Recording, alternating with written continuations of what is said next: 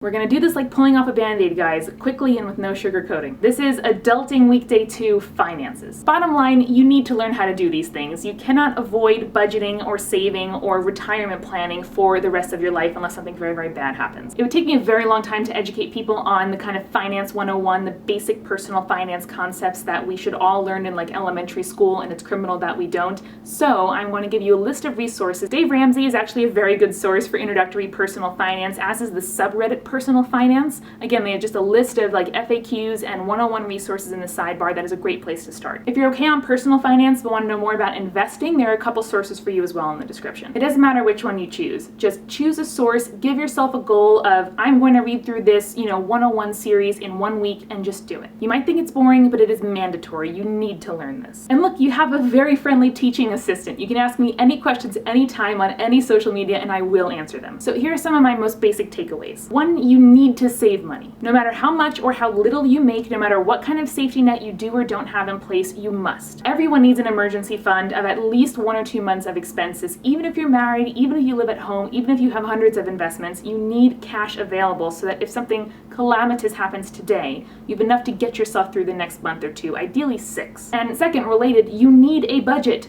Literally, there is a great website and software called You Need a Budget that will help you to learn how to budget. I use the website Mint, which helps you track all of your expenses, your bank accounts, your credit cards, your loans, your equity, all in one dashboard. I honestly don't know what I would do without it. You gotta do it. There are no excuses. You must understand where your money is going, and you must be proactive about planning where you want to spend. You should aim to save a certain percentage of your income every month or with every paycheck. 10% is a great starting place. In addition to the practical help of like knowing where all your money is disappearing to or helping you to save for a car or a house or a baby, budgeting also helps you learn that you do not need to spend every dollar you make, and in fact you shouldn't. I know how exciting it was to get my first paycheck to be like, oh my god, I have $100, I have to go spend it immediately. And it's a hard habit to break, especially if you grew up in a financially insecure environment, but you can change and you can learn new habits, and you need to sign up for either Mint or you need a budget right now. And thirdly, you must build credit. If you want to buy a house or a car one day, if you ever want to apply for a home or auto or personal loan, you need to have a decent credit score. And a credit score is a ratio of the number of lines of credit offered to you, like a credit card for example,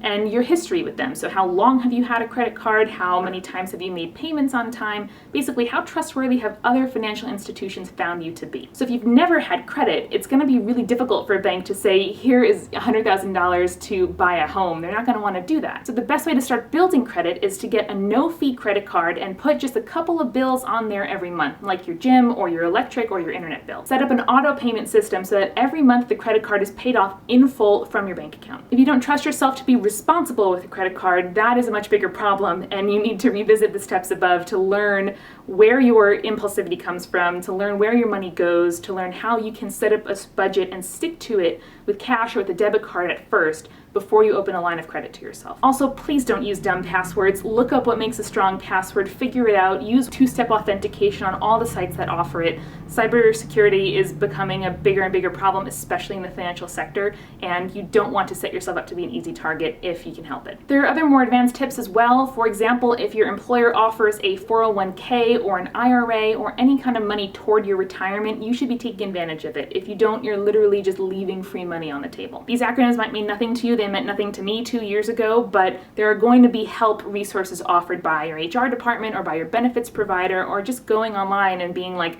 401k help.